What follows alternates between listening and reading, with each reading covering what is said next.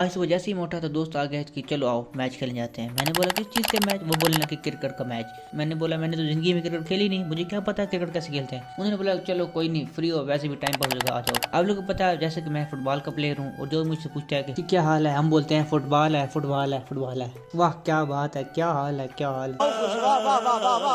हमें फुटबॉल से इतना प्यार है कि हमें फुटबॉल क्लब को गेम ही नहीं आती। खैर फिर भी मैं उनके साथ चला गया। पहले टॉस हम हार गए तो हम लोगों ने की फील्डिंग, उन्होंने की बैटिंग। जब हमारी बारी आई तो ऐसे ऐसे सब लोग ऐसे आउट होते रहे जैसे कि पड़ोस में बिरयानी बननी पड़ी हो। जब मेरी बैटिंग की बारी आई तो मैं चला गया बिस्मिल्लाह पढ़ के, आती वैसे कोई नहीं थी, आपके भाई ने बैट उठा लिया। तो फिर ऐसे ऐसे मैंने चक्कर लगाए ना, मेरे को मुझे बोलने लगे एक शायद अफरीदी पाकिस्तान टीम में था और दूसरा तुम है, जरा चेक करो।